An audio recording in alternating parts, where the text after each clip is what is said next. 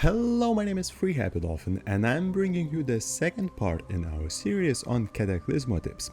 The link to the series playlist is in the description down below and on the end screen. Now let's dive into some intermediate tips to build your walls higher and make them never fall.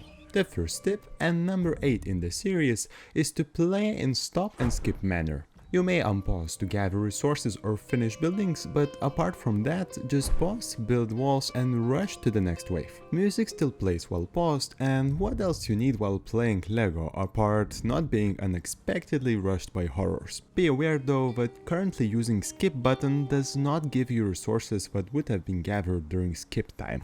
Can you guess the best building in Cataclismo? Barracks? Elite quarters? No, it's actually warehouses. Resources are limited and time to get strong for horror waves is as well, so maximizing resource gain is a key. Build warehouses and do it as soon as possible. The earlier you build them, the more value they will provide in future.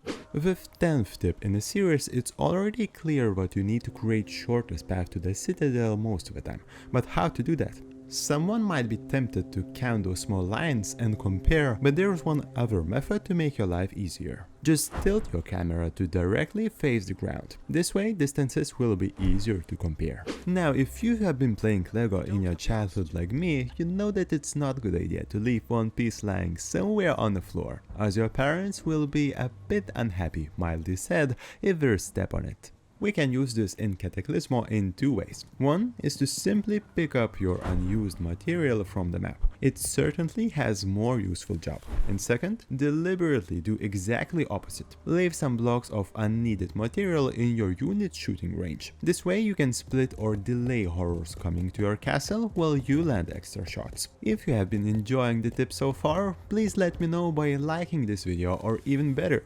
subscribing to not miss the next part in the series. You can be really efficient against horrors by constantly staying on pause, but it will not give you extra time in real life to play out additional wave. However, you can save some time with 12th tip by assigning your key bindings. Group troops of similar height bonuses for easier deployment, and remember you can use key bindings for buildings too. It only seems like a small improvement, but it adds up throughout the time.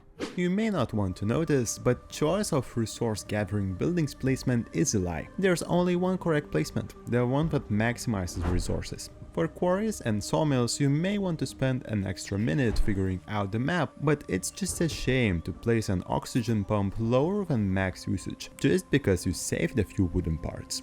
However, the part where you seriously should not be ashamed is to copy from your co-players. Tip number 14, use blueprints. Though if you want to figure out the game by yourself, then at least save your time by making blueprints of your favorite builds. And it might be useful to know that in order to use them, you don't have to publish them. There's not a lot of time between red pins appearing on the side of a map and the horrors arriving to your walls. But there is some, so use it. By hovering over the top part of a pin, you can view what kind of horrors are coming from that place. This may not give you enough time to build walls if you don't have resources ready, but you will have time to regroup your armies. And these are all tips for intermediate part of a series. Don't miss the next expert part, where I will be pretending to be an expert in this game. Anyway, I hope at least some tips have been useful. This was Free Happy Dolphin, see you in the next part.